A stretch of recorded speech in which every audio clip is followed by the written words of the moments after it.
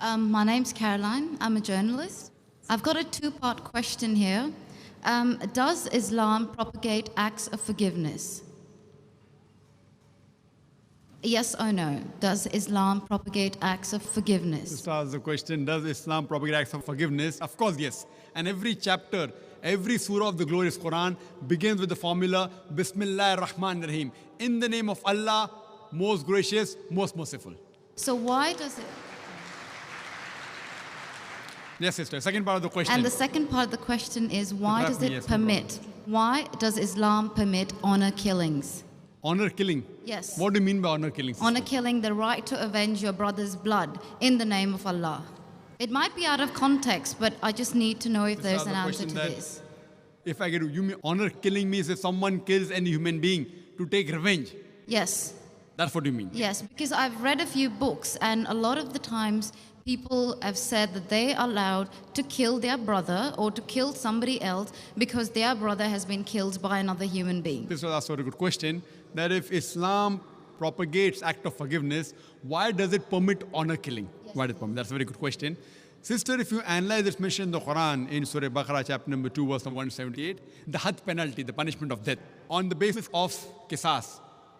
And Allah also says in the Quran, in Surah Maida, chapter number 5, verse number 32, if anyone kills any other human being, whether it be Muslim or non-Muslim, unless it be for murder or for creating mischief in the land, it is as though he has killed the whole of humanity. So as a general rule, if any human being kills any other human being, it is as though he has killed the whole of humanity, except under two circumstances. Unless it is for murder or for creating mischief in the land. Now, there are two exceptions where Islam gives permission where you can kill any other human being. Number one is, if that person has committed murder, which comes in your scope of question, honor killing. Number two is if he is creating fasad, corruption in this land. Again, this is not compulsory.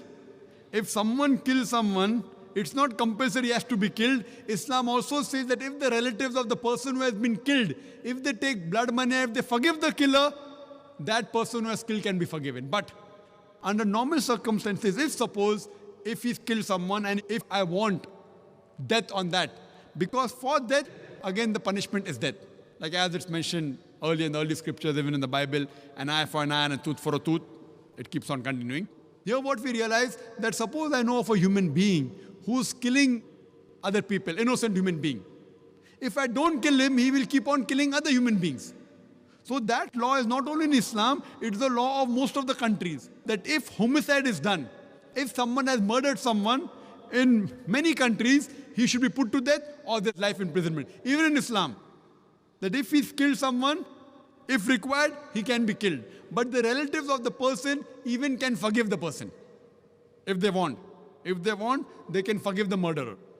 But if they want that he should be put to death, then he'll be put to death.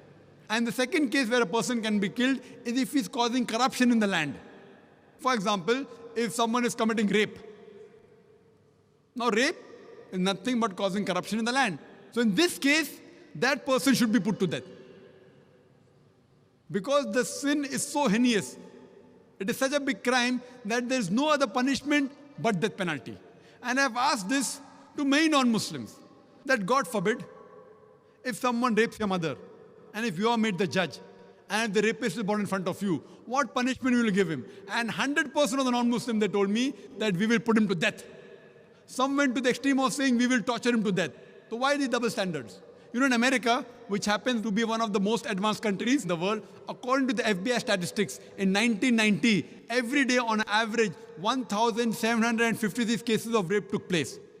According to 1996 statistics, US Department of Justice, every day 2,713 cases of rape took place. 1990, 1,756. 1996, 2,713. Maybe the Americans got more bold.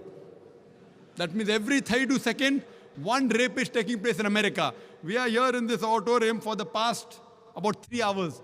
Already more than 300 rapes may have taken place in America. So Islam has a system of hijab, which I mentioned in my talk.